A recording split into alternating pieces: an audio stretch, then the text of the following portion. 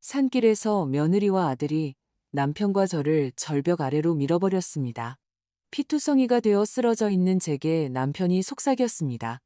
움직이지 마, 죽은 척해.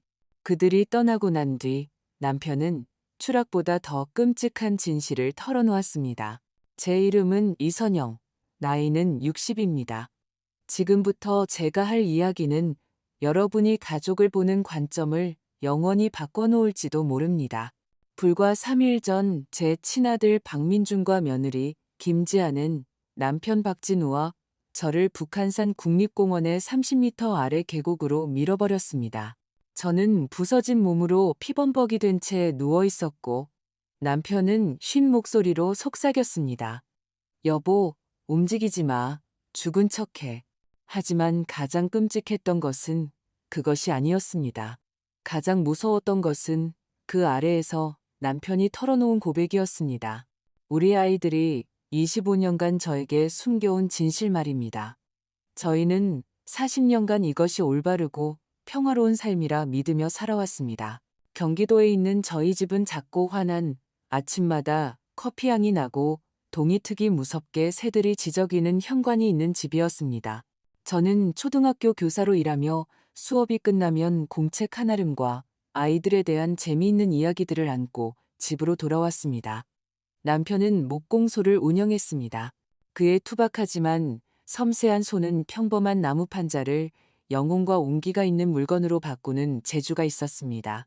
매끄러운 가장자리를 손바닥으로 쓸면 숨쉬기조차 편해지는 기분이 들었죠. 저희에겐 아들 둘이 있었습니다.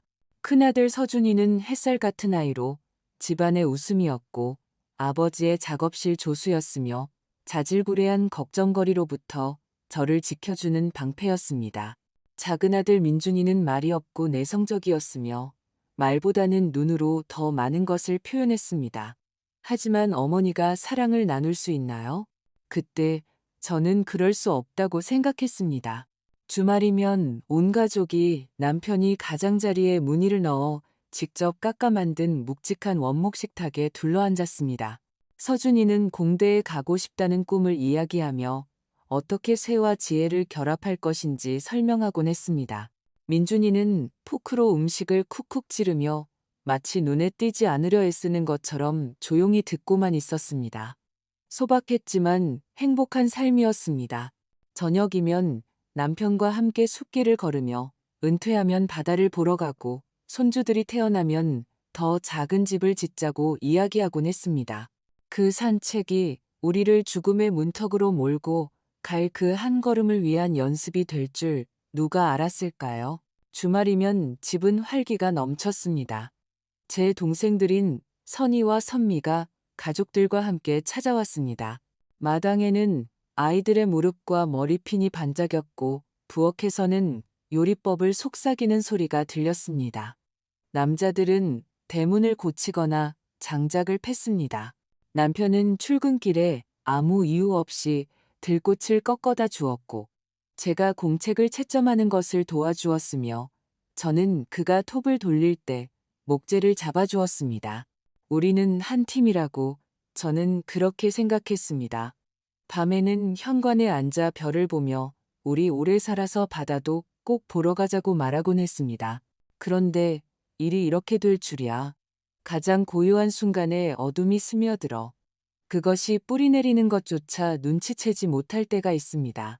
서준이가 20살이 되던 해 집안에 무언가가 어긋나기 시작했습니다. 형제는 제가 알아들을 수 없는 문제로 다투기 시작했습니다. 복도에서 속삭이다가도 제가 나타나면 대화는 연기처럼 사라졌습니다. 남편은 남자들 문제니 곧 괜찮아질 거라고 저를 안심시켰습니다. 저는 우리 집이 올바르다고 믿고 싶었기에 그 말을 믿었습니다. 정확히 25년 전 10월의 어느 날, 서준이가 저녁 식사 시간에 돌아오지 않았습니다. 밤 11시, 12시, 새벽 1시까지 기다렸습니다. 민준이는 자기 방에 앉아 있었습니다. 교과서는 펼쳐져 있었지만 제가 형에 대해 물을 때마다 그의 눈에는 제 등골을 오싹하게 만드는 무언가가 있었습니다. 남편은 이웃들과 함께 아들을 찾아 나섰습니다. 마을 전체와 서준이가 머리를 식히러 가곤 했던 모든 골목과 오솔길을 샅샅이 뒤졌습니다. 새벽녘에야 높은 강둑 아래 물가에서 아들을 찾았습니다. 경찰은 실족사고 밤길에 발을 헛디딘 것 같다고 말했습니다. 그때 저는 다른 가능성을 생각할 수 없었습니다. 진실을 마주하기에는 너무나 감당하기 힘들었기 때문입니다. 서준이의 장례식은 제 인생에서 가장 암울한 날이었습니다. 저는 제 유일한 검은색 원피스, 어머니를 떠나보낼 때 입었던 바로 그 옷을 입고 있었습니다. 민준이는 돌처럼 서 있었습니다. 어린 시절의 절반을 잃어버린 사람치고는 너무나도 침착했습니다.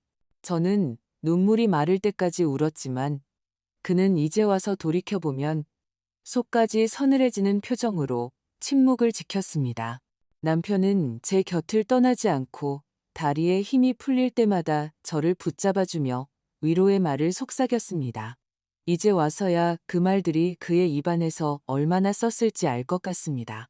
서준이가 죽은 후 민준이는 마치 다른 사람처럼 변했습니다. 그는 세심하고 다정해졌으며 항상 집안일을 돕고 아버지의 작업실에 동행하거나 제가 슬퍼 보이면 무언가를 가져다 주었습니다. 저는 그것이 동생을 잃은 슬픔을 이겨내고 형의 빈자리를 채우려는 방식이라고 생각했습니다. 제가 얼마나 순진했는지 모릅니다. 그는 완벽한 가면을 쓰고 그 아래에 우리 집에서 수년간 자라온 괴물을 숨기고 있었을 뿐입니다. 시간이 흘렀습니다. 상처는 흉터로 아물었지만 사라지지는 않았습니다. 민준이는 이웃 도시에 사는 상냥하고 부침성 있어 보이는 지아와 결혼했습니다. 손주들이 태어났고 저는 오랜만에 이제야 삶이 제자리로 돌아오는구나라고 느꼈습니다. 지아는 저를 어머니라 부르며 부엌일을 도왔습니다. 민준이는 목공소를 물려받아 사업을 키웠고 모든 것이 순조로워 보였습니다. 우리는 다시 현관에서 꿈꾸던 그런 가족처럼 보였습니다. 그리고 지금 바위 위에서 입안 가득 피비린내를 느끼며 누워있을 때 저는 그것이 모두 거짓으로 정교하게 만들어진 무대 장치였다는 것을 깨달았습니다. 첫 번째 불안의 신호는 반년 전 남편과 제가 유언장을 새로 작성하기로 결정했을 때 나타났습니다. 저축해둔 돈과 집, 부모님께 물려받은 땅, 평생 한 푼 두 푼 모은 예금을 합치니 아이들과 손주들의 삶에 조금이나마 보탬이 될 만한 금액이 되었습니다. 그리고 저희를 변호사에게 가도록 조심스럽게 부추긴 것은 바로 민준이었습니다. 엄마, 아빠, 이제 연세도 있으시니 모든 걸 정리해 두셔야죠 라고 그는 말했습니다. 그의 미소는 너무나 반듯해서 이제는 그 반듯함 속에서 삐걱이는 소리가 들리는 듯합니다. 지아는 고개를 끄덕이며 제 손을 쓰다듬었습니다. 바로 그 손가락으로 나중에 절벽 끝에서 제 어깨를 밀었습니다. 저희는 부모님을 정말 사랑해요. 두 분이 보호받으셨으면 좋겠어요. 저는 이 말을 사랑으로 받아들였고 그것이 저의 첫 번째 큰 실수였습니다. 우리는 민준이가 부드럽지만 끈질기게 추천한 변호사에게 갔습니다. 사무실은 작았고 책장에는 책이 가득했으며 벽에는 학위증이 걸려 있었습니다. 김성호 변호사의 책상 위에는 서류철이 깔끔하게 정리되어 있었습니다. 그는 우리를 오랫동안 알고 지낸 사람처럼 사무적인 어조로 말했습니다. 유언장을 어떻게 작성할 수 있는지, 상속계약을 체결할 수 있는지, 미리 지분을 나누는 것이 좋은지 등 여러 선택지를 설명했습니다. 서류상으로는 모든 것이 합리적으로 보였습니다. 집, 부모님께 물려받은 땅, 평생 조금씩 모아온 우리의 저축, 아이들과 손주들의 삶에 보탬이 될 만한 천문학적인 액수는 아니지만 상당한 금액이었습니다. 민준이는 마치 이곳의 주인인 양 자신감 있게 행동했습니다. 그는 제안했습니다. 저희 부부를 유일한 상속인으로 지정해 주세요. 그러면 저희가 알아서 아이들과 손주들에게 공평하게 분배하겠습니다. 연세가 드시면 도움이 필요하실 테니 계좌 접근 권한이나 빠른 의사결정도 저희가 맡겠습니다. 지아는 옆에 앉아 옅은 미소를 띠고 고개를 끄덕이며 제 손을 따뜻하게 감쌌습니다. 이제 저는 그 온기를 얼음장처럼 기억합니다. 말은 보살핌에 관한 것이었지만 그 의미는 손가락 사이로 빠져나가는 물처럼 어딘가로 새어나가고 있었습니다. 남편은 고개를 끄덕였습니다. 그는 믿음이 깊고 솔직한 사람입니다. 자식들이니 현명하게 처리해야 한다고 생각했죠. 저는 그의 말을 들으며 가슴속에서 생쥐가 벽틈을 깎는 듯한 불안감을 느꼈습니다. 우리는 서류에 서명했습니다. 민준이가 원했던 모든 것은 아니었지만 상당 부분이었습니다. 지아는 문 앞에서 저를 안았습니다. 이제 우린 영원히 한 가족이에요. 그 말에 저는 마치 찬바람을 맞은 듯 했지만 왜 그런지는 알 수 없었습니다.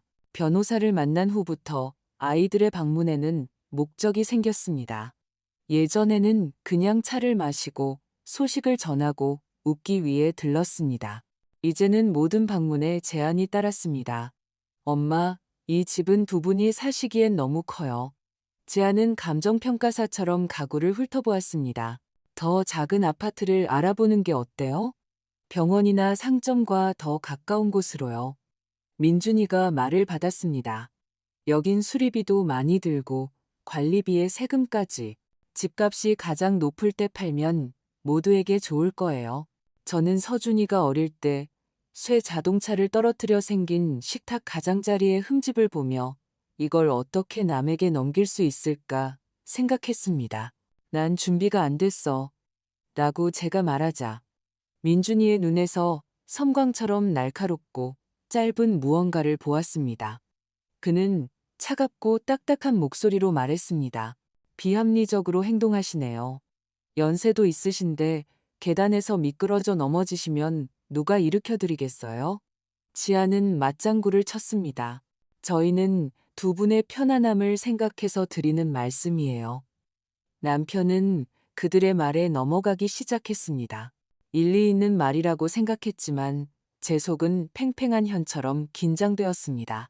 저녁에 저는 조심스럽게 물었습니다.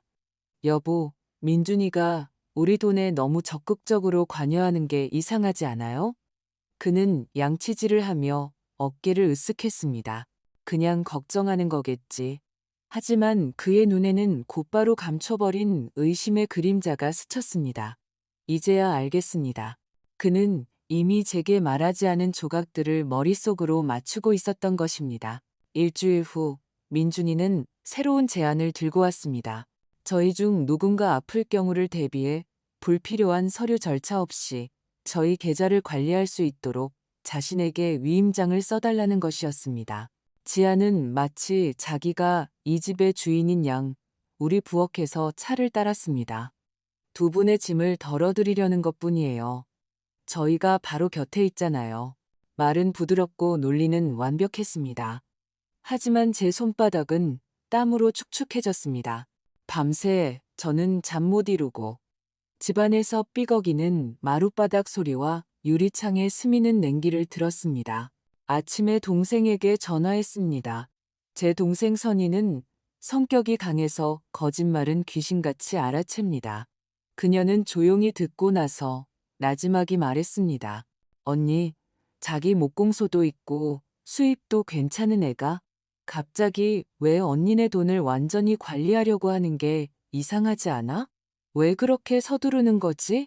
동생의 말에 저는 머리를 한 대 맞은 것 같았습니다. 저 역시 그렇게 생각하고 있었지만 끝까지 인정하고 싶지 않았던 것입니다. 그날 저녁, 민준이가 다시 미래에 대한 이야기를 꺼냈을 때 저는 시선을 피하지 않기로 결심했습니다. 우리는 거실에 앉았습니다. 스탠드 불빛은 따뜻하고 평온했지만 공기는 폭풍전야처럼 무거웠습니다. 저는 말했습니다. 아들아, 왜 우리 계좌에 대한 권한이 필요한지 설명해 주렴. 아빠와 나는 아직 정신이 멀쩡하단다. 그의 뺨이 움찔했습니다. 시선은 유리알처럼 변했습니다. 이건 통제가 아니에요. 엄마, 가족의 책임에 관한 문제죠. 그는 책임이라는 단어를 위협처럼 들리게 발음했습니다. 지아는 부드럽지만 단호한 목소리로 덧붙였습니다. 저희가 대신 해결해 드릴 수 있는 일로 두 분이 힘들어 하시는 걸 보는 게 마음 아파요. 그들이 떠난 후 남편과 저는 수십 년 만에 처음으로 심하게 다투었습니다. 그는 당신이 과민 반응하는 거야. 우리 아이들이잖아 라고 말했고, 저는 저건 아이들이 아니야. 뭔가 다른 거라고 라고 대답했습니다. 나란히 서서 설거지를 하는데 물소리가 시끄럽고 접시는 따뜻했습니다. 그때 제가 불쑥 말했습니다. 여보, 서준이가 죽기 전에 민준이를 기억해요? 그때 뭔가 이상했어요. 무서워요. 그는 접시를 내려놓고 저를 돌아봤습니다. 저는 그의 시선에서 오래되고 무거운 깨달음을 보았습니다. 그는 한숨을 내쉬고는 서준이가 숙제를 하고 민준이가 침묵을 지키던 바로 그 부엌 식탁에 앉았습니다. 그는 마치 오래된 무언가를 지우려는 듯 두 손으로 얼굴을 쓸어내렸습니다. 선영아, 그가 쉰 목소리로 말했습니다. 그날 밤 서준이에 대해 당신에게 한 번도 말하지 않은 것들이 있어. 부엌의 불빛이 살짝 흔들리고 샹들리에의 그림자가 벽을 스쳐 지나갔습니다. 저는 더 이상 되돌아갈 길이 없다는 것을 깨달았습니다. 저는 남편 맞은편에 앉았습니다. 손은 저절로 식탁 가장자리를 찾았습니다. 서준이가 언젠가 수학 문제를 풀며 낙서했던 익숙하고 따뜻한 그 가장자리를. 남편은 마치 목에 모래가 가득 찬 것처럼 오랫동안 침묵했습니다. 그러고 나서 시선을 피한 채 낮은 목소리로 이야기를 시작했습니다. 서준이가 사라진 그날 밤 민준이는 방에 없었어. 난 걔가 8시쯤 집을 나가는 걸 봤어. 화가 난 채로 빠르게 걷더군. 난 조용히 거리를 두고 뒤따라갔지. 그때 이미 내 심장은 불길하게 뛰고 있었어. 녀석은 최근 며칠 동안 잔뜩 긴장한 상태였거든. 그는 말을 멈추고 손바닥으로 뺨을 쓸었습니다. 난 오솔길이 내려가는 높은 강둑에서 그들을 따라잡았어. 둘은 서로에게 소리치고 있었지. 서준이는 어떤 서류들을 흔들고 있었고, 민준이는 그게 전부 거짓말이라고 소리쳤어. 내가 더 가까이 다가갔을 때 돈 문제로 다투는 소리가 들렸어. 서준이가 우리 가족의 비자금에서 돈이 사라지는 걸 통장 내역에서 발견한 거야. 처음엔 소액이었지만 점점 액수가 커졌지.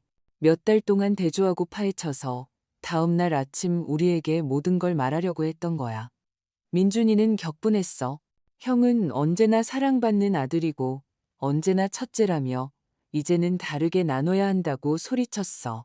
난 거기 서서 선영아, 난 모든 걸 봤어.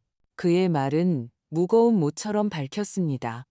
부엌 큰 시계 소리와 그의 목소리만으로 가득 찼습니다. 서준이가 말했어. 돈을 돌려놓고 자백하든지 아니면 부모님께 말씀드릴 거야. 그러자 민준이가 그를 밀었어. 발을 헛디딘 게 아니야. 알겠어? 민준이가 힘껏 밀었다고. 서준이는 균형을 잡으려고 허공에 손을 휘저었지만 그대로 아래로 떨어졌어. 내가 달려갔을 땐 이미 늦었지. 민준이는 떨면서 계속 중얼거렸어. 실수였어요, 아빠. 일부러 그런 게 아니에요.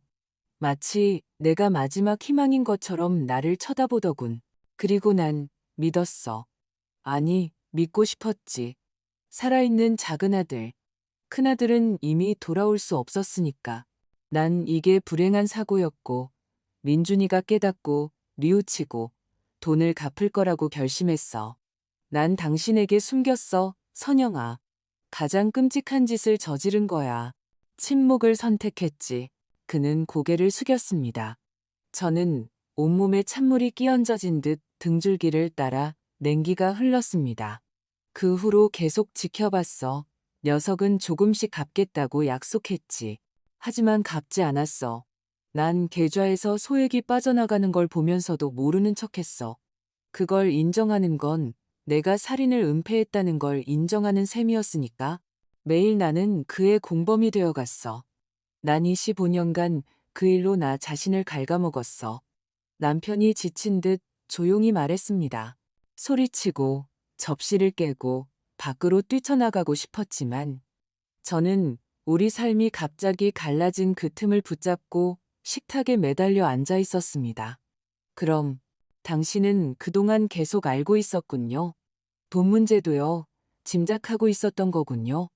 제 목소리가 제 것 같지 않게 속삭임으로 흘러나왔습니다. 그가 고개를 끄덕였습니다.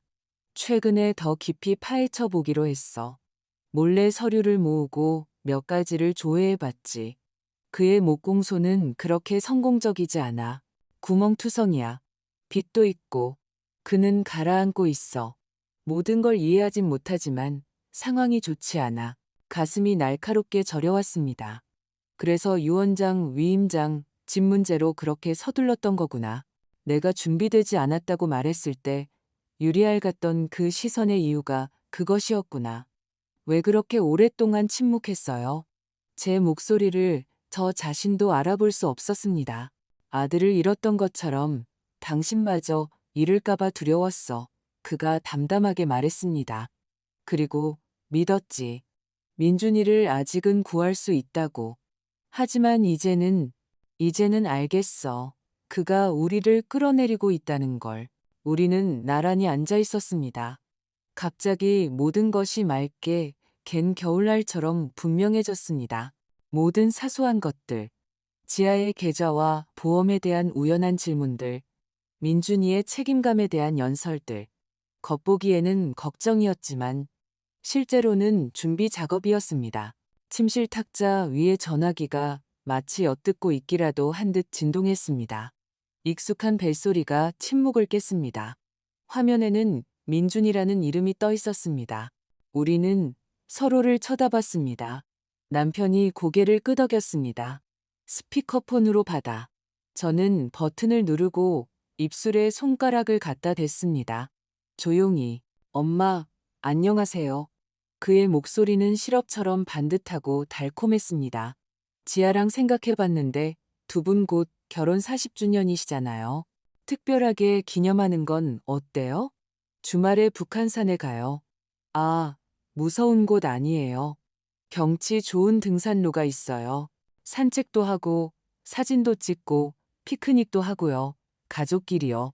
제 안에 어딘가에서 얇은 얼음이 깨지는 소리가 났습니다. 남편이 거의 알아챌 수 없게 고개를 저었습니다. 침착하게. 좋은 생각이구나, 아들아. 제 목소리가 낯설게 들렸습니다. 생각해보고 내일 알려줄게. 좋아요, 엄마. 그가 전화기 너머로 웃고 있었습니다. 그 소리가 들렸습니다. 평생 기억에 남을 거예요. 사랑해요. 전화를 끊었습니다. 몇 초간 우리는 그저 숨만 쉬었습니다. 그러다 남편이 조용히 말했습니다. 알겠지? 저는 고개를 끄덕였습니다. 뼛속까지 이해했습니다. 그날 밤 우리는 마치 화약고 위에서 밤을 새우는 것 같았습니다. 그는 준비해야 할 톤 나고 속삭였습니다.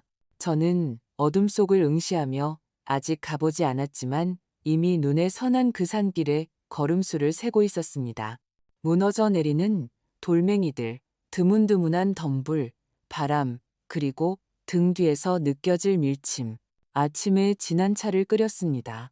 손이 떨려 찻잔이 부딪히는 소리가 났습니다. 낮에는 지아가 찾아와 환하게 웃었습니다. 피크닉에 필요한 물건이 든 봉투를 식탁에 내려놓았습니다. 목에 건 새 카메라가 반짝였습니다. 모든 순간을 담고 싶어요.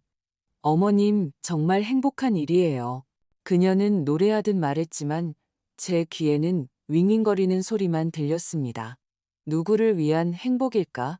그녀는 집안을 돌아다니며 액자, 선반, 그리고 찬장 안의 서류 상자에 시선을 고정했습니다. 아주 잠깐 머물렀다가 다시 미소를 지었습니다. 민준이는 나중에 등산 배낭을 메고 들렀습니다. 벨트, 밧줄, 구급상자, 모든 게 완벽하게 준비됐어요. 그가 말했습니다. 저는 그의 완벽하게라는 말에서 차가운 금속성을 느꼈습니다. 저녁에 남편과 저는 다시 부엌에 틀어박혔습니다. 그는 자신의 휴대폰을 주머니 깊숙이 숨기고 녹음기가 작동하는지 확인했습니다. 저는 종이와 펜을 꺼내 동생 선희에게 몇 줄의 편지를 쓰고 중요한 서류를 보관하는 곳에 숨겨두었습니다. 우리는 우스꽝스러워 보이는 작은 일들을 하면서 내일 이것들이 우리의 유일한 보험이 될 수도 있다는 것을 알고 있었습니다. 잠들기 전 남편이 갑자기 말했습니다. 만약 무슨 일이 생기면 선영아, 정신 차리고 기억해. 내가 옆에 있다는 걸. 저는 고개를 끄덕이고 창문 쪽으로 돌아섰습니다. 어두운 정원, 드문드문한 불빛. 멀리서 기차가 울었습니다. 마치 시간이 직접 철로를 두드리며 우리를 모든 것이 결정될 그 장소로 재촉하는 것 같았습니다. 그리고 아침, 민준이가 쾌활하게 휘파람을 불며 우리 집 문을 열었습니다. 자, 부모님, 준비되셨어요? 저는 우리가 아직 문지방에 서 있더라도 그 길은 이미 시작되었다는 것을 깨달았습니다. 우리는 일찍 출발했습니다. 민준이는 규칙을 지키듯 심지어 과할 정도로 조심스럽게 운전했습니다. 지아는 조수석에서 라디오를 흥얼거렸습니다. 마치 기억에 남을 여행이 아니라 어린이 공원에 가는 것처럼. 남편과 저는 뒷좌석에 앉았습니다. 저는 그가 제가 곁에 있다는 것을 느끼도록 그의 소매를 잡고 있었습니다. 출발하기 전 그는 엄지손가락 하나로 조용히 휴대폰 녹음을 시작했습니다. 저는 고개를 끄덕였습니다. 제 속은 팽팽하게 당겨진 밧줄 같았습니다. 조금만 당기면 끊어질 것 같았죠. 북한산까지는 약 2시간이 걸렸습니다. 들판, 드문드문 보이는 마을, 맑고 차가운 하늘, 이 모든 아름다움이 뼛속까지 스며들었습니다.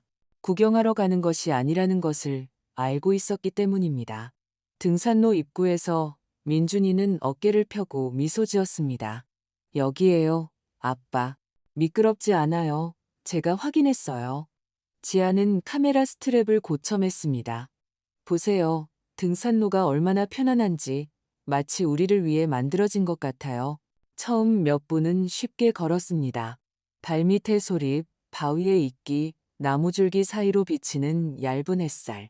지아는 계속해서 셔터를 눌렀습니다. 어머님, 여기 서보세요. 아버님, 고개를 살짝 돌리시고요. 아, 두 분이 함께 계신 모습, 이게 바로 사랑이죠. 민준이는 뒤에서 따라오며 그의 표현대로라면 우리를 보호했습니다.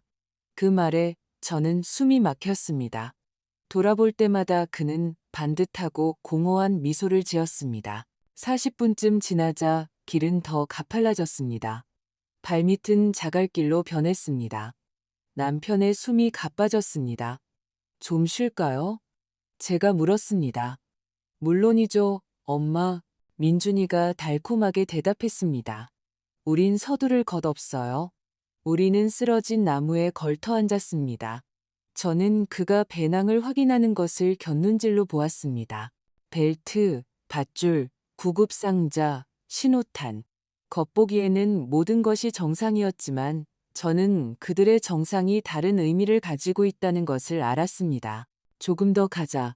앞서가던 지아가 갑자기 활기차게 외쳤습니다. 보세요. 저기 바위랑 계곡 전체가 보이는 전망이 있어요. 공식 전망대까지는 한참 더 가야 하는데 여긴 엽서, 속 그림 같아요. 가서 특별한 사진을 찍어요. 저는 고개를 들어보았습니다. 오른쪽으로 좁은 길이 나 있었고 돌들은 위태롭고 덤불은 드문드문했습니다. 그 위에는 평평한 공간이 있었고 그 너머는 허공이었습니다. 한 번의 밀침이 용서되지 않을 바로 그 장소였습니다. 글쎄다, 목소리가 떨리지 않도록 애쓰며 말했습니다. 우리한테는 너무 가파른 것 같은데, 엄마, 10분이면 가요. 민준이는 이미 그 갈림길로 발을 내디뎠습니다. 제가 도와드릴게요. 남편이 제 손가락을 꽉 쥐었습니다. 정신 차리자. 우리는 더 이상 원에서가 아니라 지금이 아니면 그들이 다른 행복한 장소를 찾아낼 것이라는 것을 알았기 때문에 따라 나섰습니다. 올라가는 길은 힘들었습니다. 발밑에서 돌들이 굴러내렸고 나뭇가지가 소매를 붙잡았습니다. 민준이는 우리가 마음을 바꿀까봐 두려운 듯 바싹 뒤따라왔습니다. 지아는 이미 위에서 구도를 잡고 있었습니다. 조금 왼쪽으로요. 네, 그렇게요. 여기서 계곡이 완벽하게 보여요. 우리는 절벽 끝에 섰습니다. 정말로 숨이 멎을 듯한 풍경이었습니다. 강은 리본처럼 반짝였고 숲은 끝없이 펼쳐졌으며 거대한 침묵이 흘렀습니다. 다른 삶이었다면 우리는 서서 이 아름다움에 대해 신께 감사드렸을 것입니다. 이 삶에서 저는 벼랑 끝까지 남은 걸음 수를 세고 있었습니다. 나란히 서보세요. 지아가 불렀습니다. 두 분 등 뒤로 계곡 전체가 나오게 찍고 싶어요. 아버님, 어머님을 안아주세요. 뒤로 반걸음만 더 가면 완벽할 거예요. 남편과 저는 시선을 교환했습니다. 그가 제 어깨에 손을 얹었습니다. 저는 그의 재킷에 얼굴을 묻었고 현관에서 함께 보내던 저녁처럼 순간 따뜻해졌습니다. 찰칵 찰칵. 지아는 능숙하게 설정을 바꿨고 민준이는 이미 우리 뒤 필요한 것보다 반걸음 더 가까운 곳에 자리를 잡고 있었습니다. 저는 그의 그림자를 느꼈습니다. 조금만 더요. 지아가 말했고 그녀의 목소리에서 꿀은 사라지고 금속성만 남았습니다. 충분해. 제가 말했습니다. 하지만 바로 그 순간 민준이가 바짝 다가섰습니다. 그의 손이 우리 어깨뼈 사이에 놓였습니다. 아직 밀지는 않았지만 가늠하는 듯 했습니다. 남편은 마치 기다렸다는 듯이 그의 손목을 낚아챘습니다. 우리를 밀 거면 다 같이 가는 거야. 그가 이를 악물고 제가 한 번도 들어보지 못한 낮은 목소리로 말했습니다. 그 후 모든 일이 순식간에 일어났습니다. 지아가 민준이에게 달려들었습니다. 조심해. 그녀 스스로도 가장자리에 섰습니다. 제 발밑에 돌이 미끄러졌습니다. 민준이가 잡아당겼고 남편이 그를 자기 쪽으로 끌어당겼습니다. 우리 넷은 어설프고 끔찍한 춤을 추듯 뒤엉켜 휘청거렸습니다. 공기가 얼굴을 때리고 하늘이 뒤집혔습니다. 우리는 모두 함께 하얀 소음 속으로 떨어졌습니다. 세상이 산산조각 나는 듯한 충격이었습니다. 둔탁하게 부러지는 소리를 들었습니다.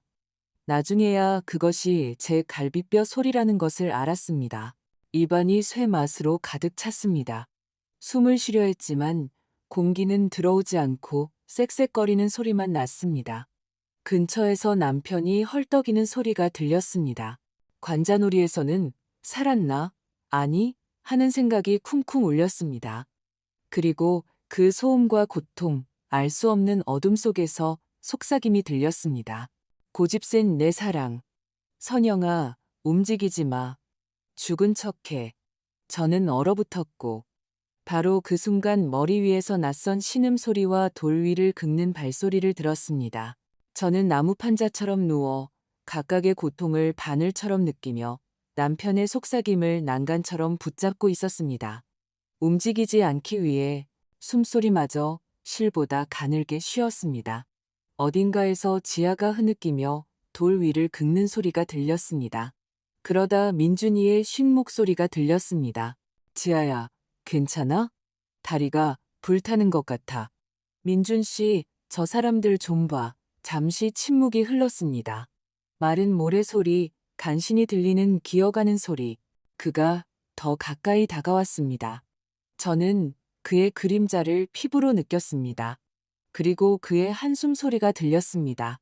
끝났어. 숨 안 쉬어. 눈은 떴는데 텅 비었어.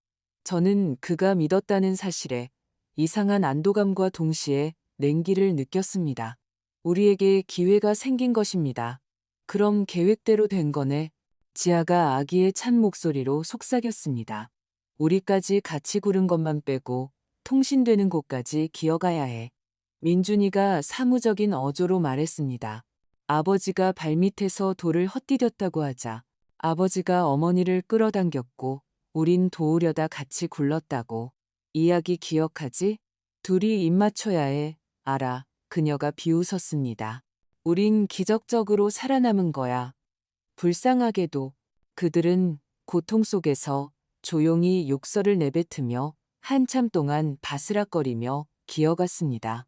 그들의 소리가 사라졌을 때 남편이 간신히 들릴 듯 말했습니다. 선영아, 거기 있어? 숨 쉬고 있어. 목구멍에 공기가 떨리지 않도록 속삭였습니다. 다리가 부러진 것 같고 갈비뼈도 마찬가지지만 정신은 멀쩡해. 나는 팔이랑 어깨, 그리고 머리가 종처럼 울려. 제가 말했습니다. 휴대폰은 주머니에 있어. 녹음은 계속되고 있고 그가 숨을 내쉬었습니다. 통신은 안 돼. 우리는 누워서 허공의 소리를 들었습니다. 시간은 고무줄처럼 늘어졌습니다. 그러다 위쪽 어딘가에서 외침이 들렸습니다. 팀, 발소리, 장비의 금속성 소리. 여기에요. 민준이의 목소리였습니다. 비통함이 가득했습니다. 우리 부모님이에요. 제발, 빨리요. 진정하세요. 낯선 권위 있는 목소리가 대답했습니다. 지금 내려가서 상태를 확인하겠습니다. 부인과 함께 위쪽에 계세요. 밧줄이 삐걱거렸습니다. 사람들이 내려왔습니다. 2명, 그리고 또 1명. 1명이 먼저 남편을 발견했습니다. 남성 생존, 맥박 약함, 호흡 얕음, 다른 1명이 제게 몸을 숙였습니다. 저는 목에서 따뜻한 손가락을 느꼈고 그의 뺨이 제 뺨에 닿는 것을 느꼈습니다. 제 숨소리를 듣고 있었습니다. 저는 돌처럼 누워 있었습니다. 여성, 맥박이 거의 잡히지 않음, 상태 매우 위중함. 그는 제가 들어야 할 말을 큰 소리로 말했습니다. 즉시 들것 준비, 헬기 후송 준비. 제게 마스크를 씌우고 조심스럽게 옮기고 무언가를 고정했습니다. 그들의 모든 움직임은 고통의 성광을 일으켰지만 저는 잠든 사람처럼 텅 빈 표정을 유지했습니다. 위로 끌어올려지는 데는 오랜 시간이 걸렸습니다. 위에서 누군가 지하를 달래는 소리가 들렸습니다. 힘내세요. 대단하십니다. 누군가 민준이의 어깨를 두드렸습니다. 아드님, 당신은 영웅입니다. 영웅이라는 단어가 울렸지만 저는 침묵했습니다. 그래야만 했습니다. 헬리콥터가 굉음을 냈습니다. 우리를 안으로 밀어넣었습니다. 의료진은 빠르고 침착하게 움직였습니다. 옆에서 남편이 가쁘고 쉰 숨을 내쉬었습니다. 저는 그의 숨을 세며 그 숫자로 공황 상태에 빠지지 않으려 애썼습니다. 구급대원 중 1명이 제게 몸을 숙였습니다. 제 말 들리시면 힘내세요. 5분이면 병원에 도착합니다. 응급실에 들어서자마자 불빛, 목소리, 덜컹거리는 이동 침대가 저를 맞았습니다. 제 위에는 최이나라는 명찰을 단 젊은 간호사가 있었습니다. 눈빛이 예리했습니다. 의사가 지시했습니다. 지켜봅시다. 중상입니다. 가능성은 있어요. 이나 간호사는 제 속눈썹이 떨리는 것을 본 듯 잠시 제게 시선을 고정했습니다. 그녀는 제게 몸을 숙여 전선을 정리하며 속삭였습니다. 제 말 들리시고 위험에 처해 있다면 신호를 주세요. 한 번만요. 네라는 의미로요. 저는 온 힘을 모아 검지를 아주 살짝 움직였습니다. 그녀는 움찔했지만 표정은 평소와 같았습니다. 알아들었어요. 그녀도 속삭였습니다. 그럼 들으세요. 그 2사람 당신 가족이죠. 복도에 있어요. 제가 계속 감시받을 수 있도록 조치할게요. 힘내세요. 아무것도 하지 마세요. 얼마 후 문이 삐걱거렸습니다. 의사가 건조하게 말했습니다. 작별 인사는 1분씩만. 익숙한 발걸음 소리가 들렸습니다. 민준이가 다가와 제 손가락을 잡았습니다. 그의 손바닥이 불타는 듯 했습니다. 엄마, 그가 달콤하게 속삭였습니다. 사랑해요. 어쩌다 이렇게. 그리고는 거의 입술을 움직이지 않고 제 귓가에 대고 말했습니다. 우리 돈 문제에는 끼어들지 않는 게 좋다는 걸 배우셨기를 바라요. 서준이처럼 땅속에 묻혀야 할 것들이 있거든요. 가슴이 조여왔지만 저는 돌처럼 가만히 있었습니다. 반대편에서는 지아가 몸을 숙였습니다. 어머님, 정말 친어머니처럼 생각했어요. 그리고는 짜증 섞인 목소리로 속삭였습니다. 왜 돈 문제로 그 사람을 들쑤셨어요? 결국 이렇게 됐잖아요. 그들이 물러났습니다. 이나 간호사는 창백했지만 침착하게 모니터를 보고 서 있었습니다. 저는 다시 한번 손가락을 살짝 떨었습니다. 그녀는 거의 눈에 띄지 않게 고개를 끄덕이고 문 밖으로 나갔습니다. 10분쯤 뒤에 과장과 다른 의사와 함께 돌아왔습니다. 목소리는 낮고 단호했습니다. 과장이 몸을 숙였습니다. 이선영 씨, 가능하시면 눈을 떠보세요. 안전합니다. 저희가 듣고 있습니다. 저는 창문을 살짝 열 듯 아주 조금 눈꺼풀을 들어 올렸습니다. 얼굴들이 저를 내려다보고 있었고 이나 간호사가 제 손목을 잡고 있었습니다. 과장이 고개를 끄덕였습니다. 좋습니다. 다 이해했습니다. 지금 저희가 그는 말을 멈추고 저를 살피며 말했습니다. 당신을 보호해 줄 수 있는 분들을 부르겠습니다. 바로 그때 문 밖에서 다시 발걸음 소리가 들렸습니다. 민준이가 돌아왔습니다. 혼자가 아닌 듯 했습니다. 문손잡이가 돌아갔습니다. 문손잡이가 돌아갔지만 문은 열리지 않았습니다. 이나 간호사가 안쪽 잠금 장치를 재빨리 잠그고 돌아보지 않은 채 과장에게 속삭였습니다. 지금이에요. 그는 고개를 끄덕이고 휴대폰을 꺼냈습니다. 몇 분 후 신분증을 든 사복 차림의 두 남자가 병실로 들어왔습니다. 나이가 더 많은 사람이 마치 우리가 100년은 알고 지낸 사이처럼 차분하게 자신을 소개했습니다. 강력팀 주성철 경감입니다. 이쪽은 제 동료입니다. 이선영 씨, 말씀하실 수 있겠습니까? 제가 살짝 고개를 끄덕였습니다. 목소리는 쉰 소리가 났지만 말은 이어졌습니다. 밀렸어요. 아들 민준이와 며느리 지아가. 주 경감은 더 가까이 다가앉아 압박하지 않고 조용히 말했습니다. 듣고 있습니다.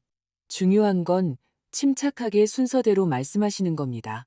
여행 전, 등산로에서, 그리고 그 후에 무슨 일이 있었는지요. 사소한 것이라도 좋습니다. 저는 숨이 차지 않도록 짧은 문장으로 한 단계씩 이야기했습니다. 반년 전부터 시작된 집과 위임장에 대한 걱정, 민준이의 강요와 지아의 맞장구, 남편이 출발 전에 녹음을 켠 것, 절벽 위에서 그들의 목소리가 꿀처럼 달콤하다가 아래에서는 쇠처럼 차가워진 것까지. 이나 간호사는 모니터 옆에 서서 마치 아무렇지 않은 듯 종이에 무언가를 적고 있었습니다. 녹음, 옆 침대에 있던 남편이 숨을 내쉬었습니다. 휴대폰에 다 있어요. 주 경감은 저를 바라보았습니다. 증거물로 제출해도 되겠습니까? 제가 고개를 끄덕였습니다. 그는 남편의 주머니에서 스마트폰을 꺼내 누군가 삭제하지 못하도록 비행기 모드로 전환한 뒤 동료에게 건넸습니다. 긴급. 전문가에게, 그리고 이나 간호사에게 돌아섰습니다. 간호사님, 잠시 여기 계셔 주십시오. 가족은 아무도 들여보내지 마세요.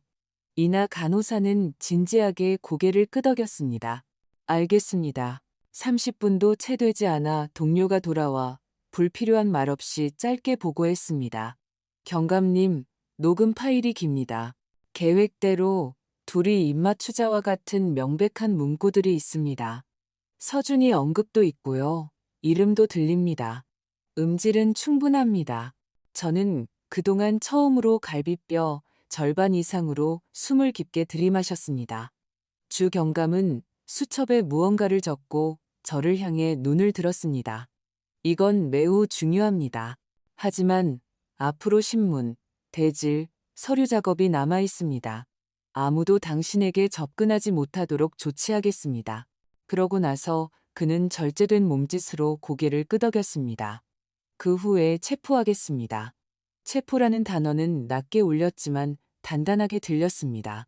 문 밖에서 다시 발소리가 들리고 민준이의 목소리가 들렸습니다.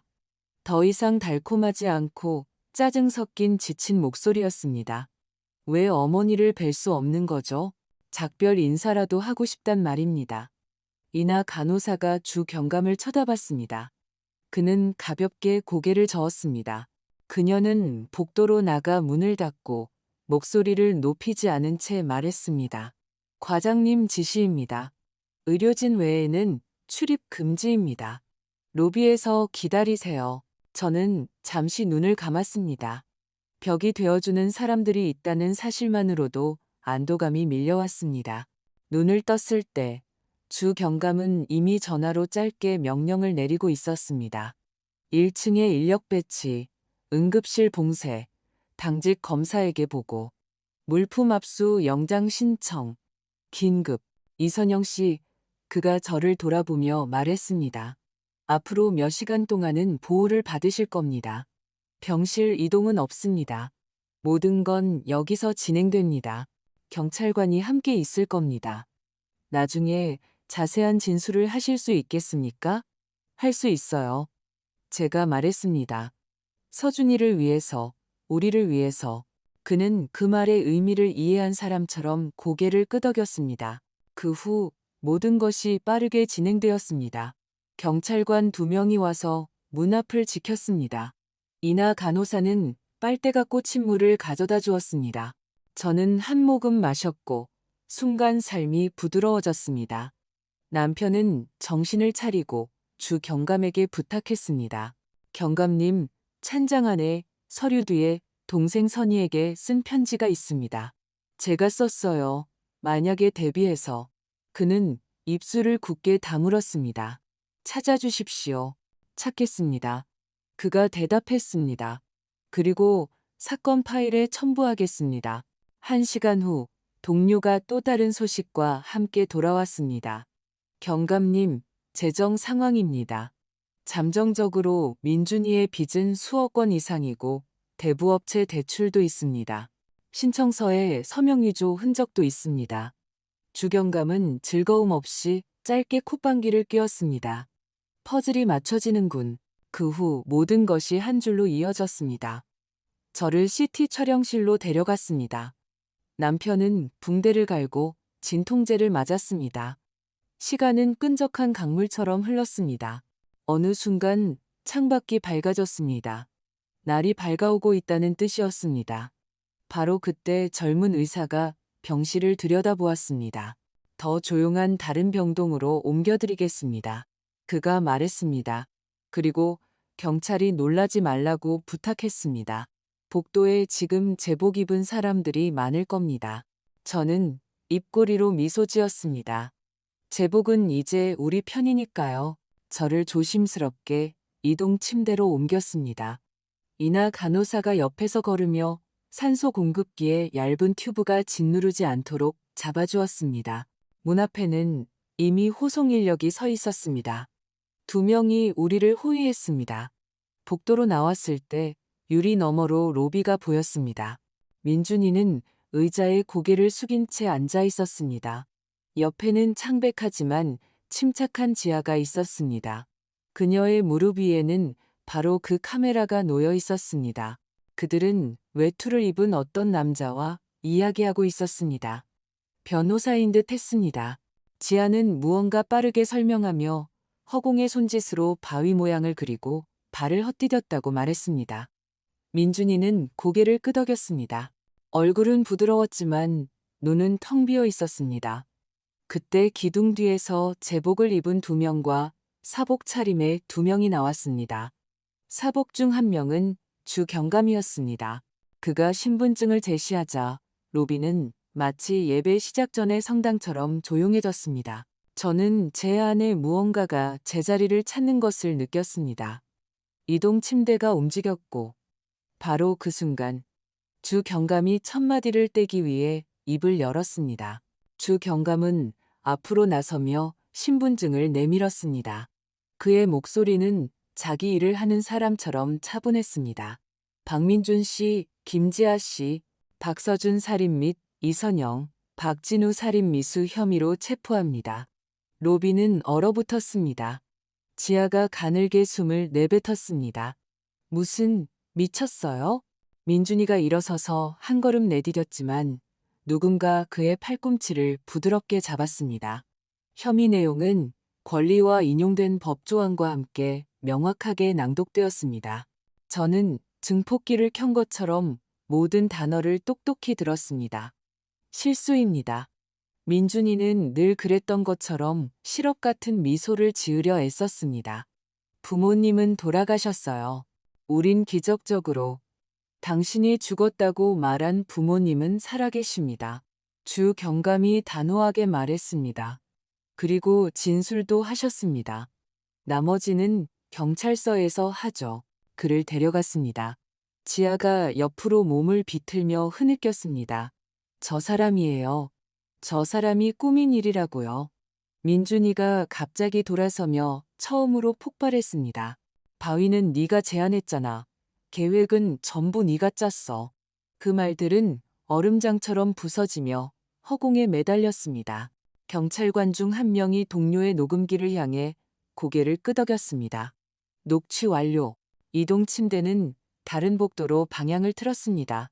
저는 나약함 때문이 아니라 25년간 저를 따라다니던 무거운 돌이 마침내 아래로 굴러떨어진 듯한 그 이상한 감정을 쏟아내지 않기 위해 눈을 감았습니다. 그 후로는 서류와 검찰의 시간들이었습니다. 저는 피해자로 등록되었고 24시간 경호가 붙었습니다. 남편은 완전히 정신을 차리고 주경감에게 물 한 잔을 부탁했습니다. 그가 직접 가져다 주었습니다. 저녁에 수사관이 돌아왔습니다. 그의 얼굴에는 승리감도 분노도 없었고 그저 침착함만 있었습니다. 휴대폰 녹음은 전문가들이 분석했습니다. 증거는 충분합니다. 게다가 민준이 배낭에서 녹음기를 발견했습니다. 최근 몇 주간 당신들과의 대화를 녹음했더군요. 당신들이 눈치챘는지 확인하려 했던 것 같습니다. 녹음 파일 중 하나에는 지아가 그들이 경찰에 가기 전에 서둘러야 해라고 말하는 부분이 있습니다.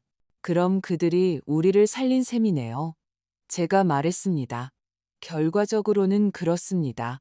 그가 고개를 끄덕였습니다. 재정 문제도 마찬가지입니다. 서명이 위조된 신청서가 있습니다.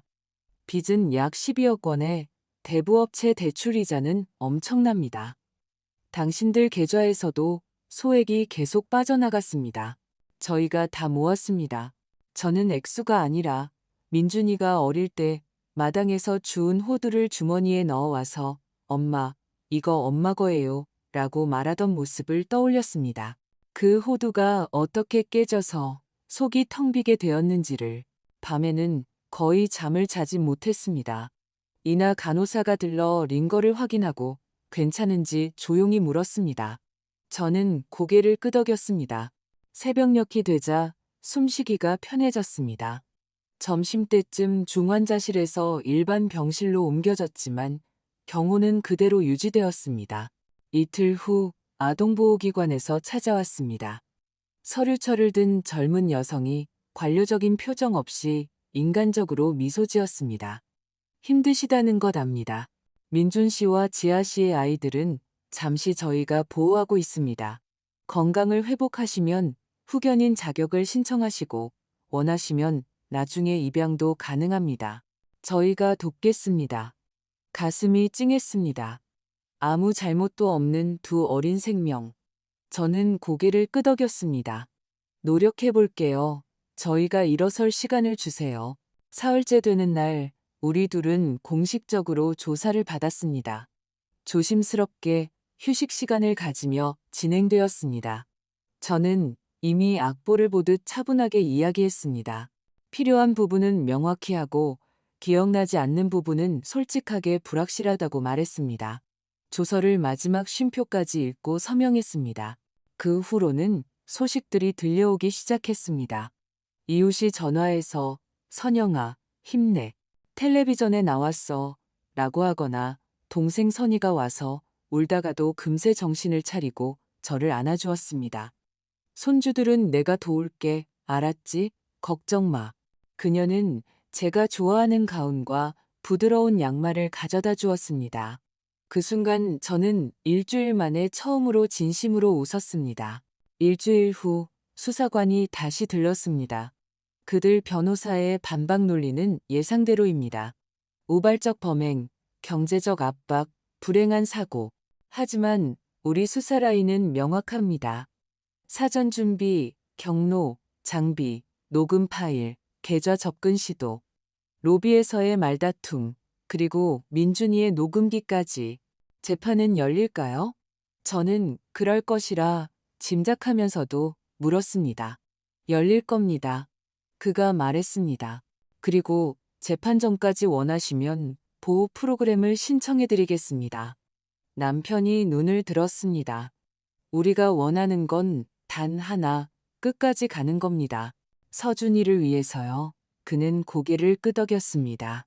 떠나면서 덧붙였습니다. 오늘 그들의 구속 여부가 결정됩니다. 아마 구속될 겁니다. 그의 말대로 되었습니다. 저녁 뉴스에서 짧게 보도되었습니다. 박 씨와 김 씨 구속 수감. 카메라, 회색 복도, 몇 장의 사진. 제 안에서 오랫동안 열리지 않던 자물쇠가 딸깍하고 풀리는 소리가 났습니다. 그 후 몇 달이 흘렀습니다. 우리는 치료를 받고 서류에 서명하고 아동보호기관의 심리상담사와 만났습니다. 아름다운 말을 듣기 위해서가 아니라 우리가 아이들을 감당할 수 있을지 솔직하게 판단하기 위해서였습니다. 기력은 천천히 하지만 확실히 돌아왔습니다.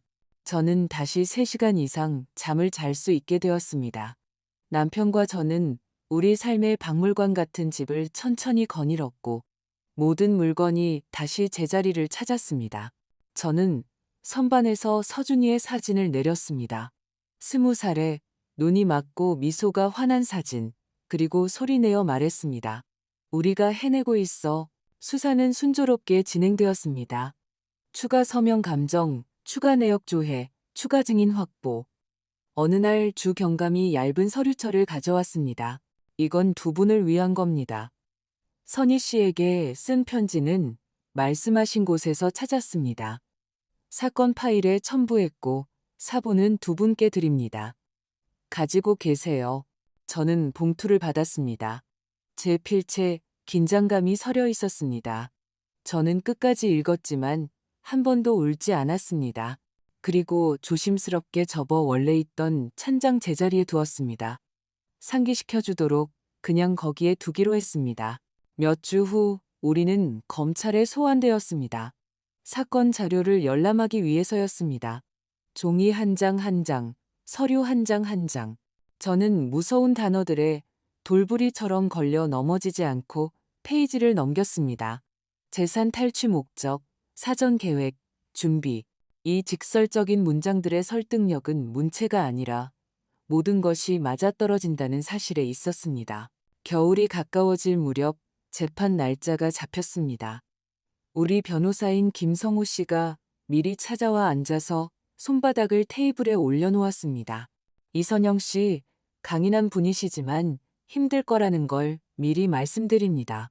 그들은 질문으로 당신을 무너뜨리려 할 겁니다. 서두르지 마세요. 묻는 말에만 대답하세요. 그리고 기억하세요. 우리에겐 녹음 파일이 있습니다. 저는 고개를 끄덕였습니다. 저녁에 남편과 저는 일찍 잠자리에 들었습니다. 그는 지팡이에 의지해 양복과 넥타이를 준비했습니다. 저도 다시 검은 원피스를 꺼냈습니다. 애도 때문이 아니라 진중함과 명확한 선을 지키기 위해서였습니다. 아침에 우리는 서로에게 의지하며 법원으로 들어섰습니다. 복도에서는 페인트와 종이, 냄새가 났습니다. 법정문 앞에서 우리는 잠시 멈춰 숨을 골랐습니다. 안에서는 웅성거리는 소리, 속삭임, 의자 끄는 소리가 들렸습니다. 누군가 기침을 했습니다. 문이 살짝 열리고 우리를 안으로 불렀습니다. 법정 안에는 판사, 검사가 있었습니다. 배심원은 없었습니다. 그런 사건이 아니었으니까요. 왼쪽 피고인석에는 민준이가 있었습니다. 머리는 짧게 깎고 뺨의 상처는 아물었지만 시선은 유리알 같았습니다. 지아는 창백했고 입술은 가는 실처럼 굳게 닫혀 있었습니다. 늘 그랬듯 침착해 보였습니다. 그들 둘 다 우리를 부모나 사람으로 보는 것이 아니라 장애물로 보고 있었습니다. 판사가 재판부 구성을 알리고 권리를 설명했습니다. 검사가 사건의 개요를 짧게 설명했습니다. 민준이의 변호사가 일어나 어려운 재정 상황, 우발적 범행, 가족 비극에 대해 말하기 시작했습니다.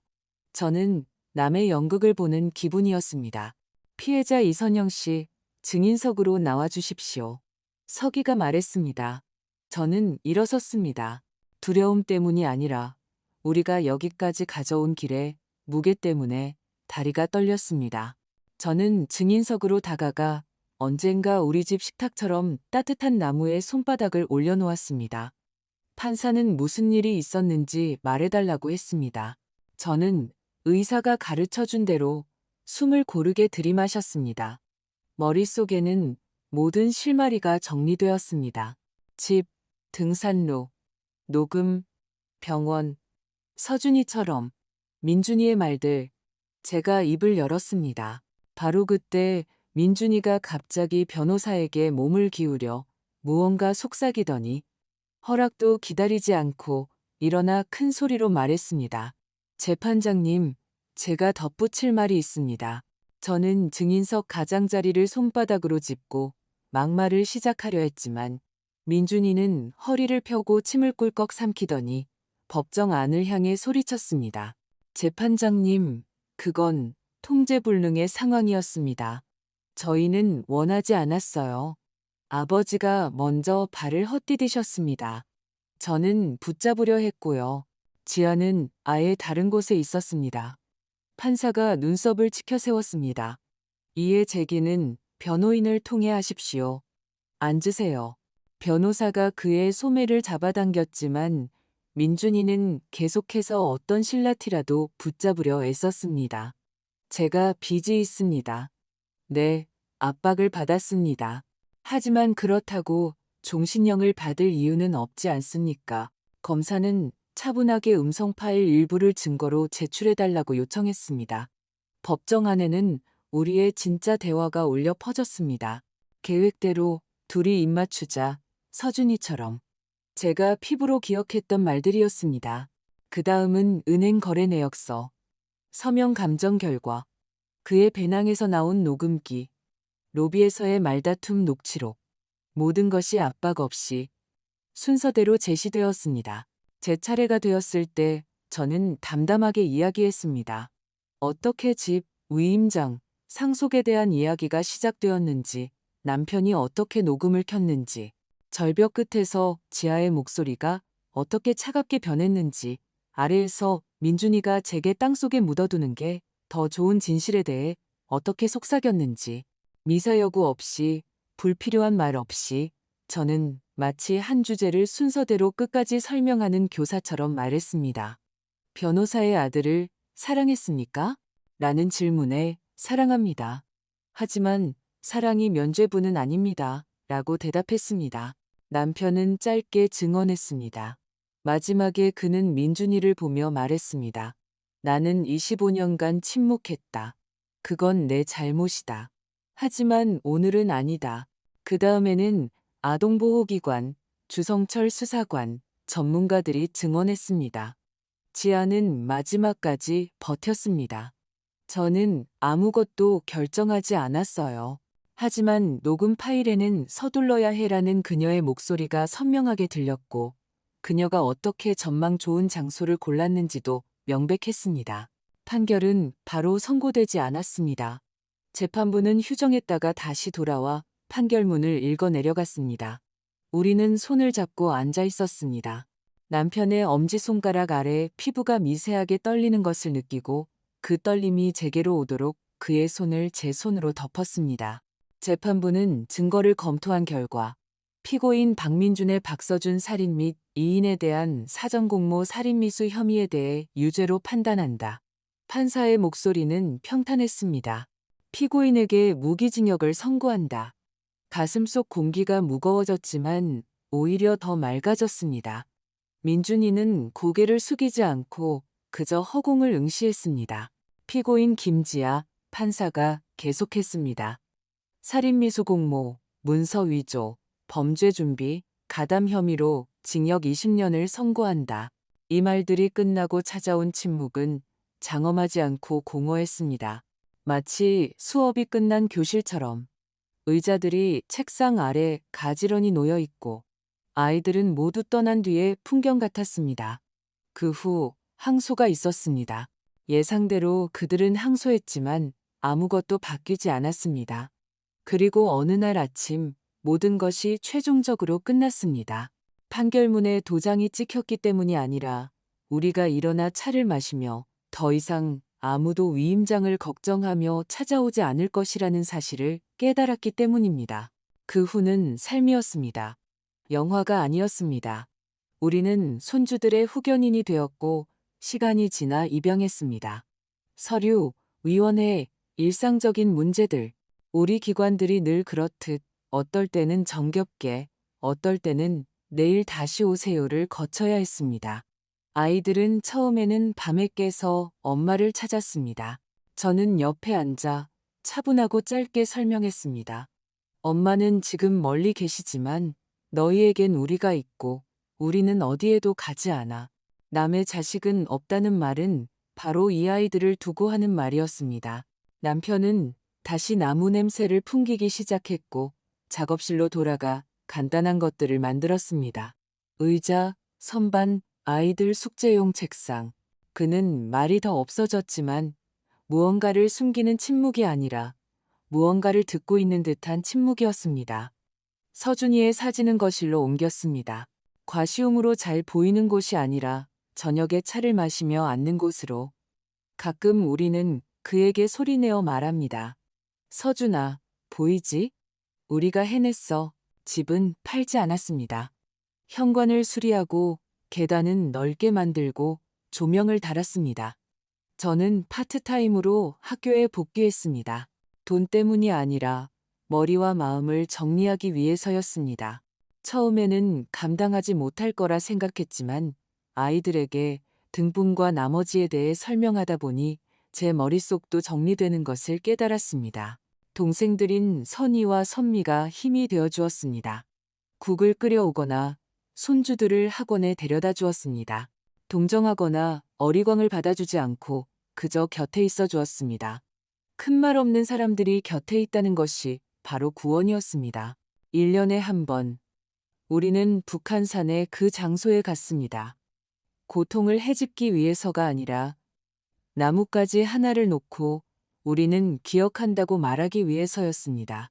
저는 안전한 거리에서 벼랑 끝에 서서 손주들의 손을 잡고 아름다움과 위험은 종종 함께 있으며 바라보는 것은 괜찮지만 발을 내딛는 것은 단단한 곳에만 해야 한다고 설명했습니다. 돈 문제. 우리는 옛 계좌를 모두 닫고 새로 열었습니다. 접근 권한을 따로 설정하고 모든 비밀번호를 종이에 적어 금고에 넣어두었습니다. 만일의 경우를 위한 위임장 같은 것은 없앴습니다. 오직 명확하게 변호사와 함께 김성호 변호사는 무료로 도와주었습니다. 이런 사건은 중간에 포기할 수 없다고 말했습니다. 그에게 감사합니다. 이나 간호사는 차를 마시러 들러 빵을 가져오고 부엌에 앉아 아이들과 웃다가 친척처럼 떠나곤 했습니다. 주 경감은 한 번 짧은 문자를 보냈습니다. 어떻게 지내십니까? 그게 전부였습니다. 더는 아무것도 필요 없었습니다. 손주들이 초등학교에 입학했을 때 남편과 저는 바다를 찾았습니다. 해외가 아니었습니다. 기차로 강릉까지, 거기서 버스로 24시간의 여정, 침대 칸, 짐 가방, 90년대 같았습니다. 이른 아침 해변에 나갔습니다. 물은 차가웠고 해는 낮게 떠 있었습니다. 제가 말했습니다. 여보, 드디어 왔네. 그가 숨쉬듯 조용히 웃었습니다. 우리는 뛰어다니거나 사진을 찍지 않고 그저 잠시 서 있다가 숙소로 돌아와 커피를 끓였습니다. 그리고 민준이는 가끔 무릎이 깨져 흙먼지를 뒤집어 쓴 어린 시절의 모습으로 꿈에 나타납니다. 그런 꿈속에서 저는 항상 그에게 소독약을 발라주며 말합니다. 훔치지 마라, 거짓말하지 마라. 하지만 잠에서 깨면 기억합니다. 어른에게는 그런 말을 할 수 없다는 것을. 어른은 스스로 선택하고 스스로 대가를 치릅니다. 지아는 변호사를 통해 편지를 보냅니다. 이해해달라, 용서해달라. 저는 답장하지 않습니다. 악의 때문이 아니라 냉정함 때문입니다. 냉정함이란 경계를 지키고 동정과 용서를 혼동하지 않는 것입니다. 남편과 저는 복수하지도 정당화하지도 않기로 했습니다. 우리는 침묵과 일, 그리고 아이들을 선택했습니다. 여기에 교훈은 간단하고 꾸밈 없습니다. 사랑은 맹목이 아니며 모든 가족애가 진실한 것은 아닙니다. 사랑은 존중과 책임입니다.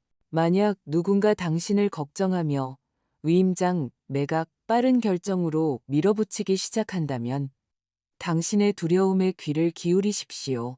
그것은 항상 비겁함이 아니라 종종 생존에 관한 신호입니다. 그리고 당신을 보호하는 것이 임무인 사람들에게 가는 것을 결코 부끄러워하지 마십시오. 우리에게는 해피엔딩이 아니라 새로운 시작이 있습니다. 우리는 둘이서 이전보다 조금 더 강해진 채로 이제 구구단을 아는 두 아이와 함께 있습니다. 그리고 고맙습니다. 가마법의 단어라는 것도요. 저녁이면 우리는 다시 현관에 앉습니다.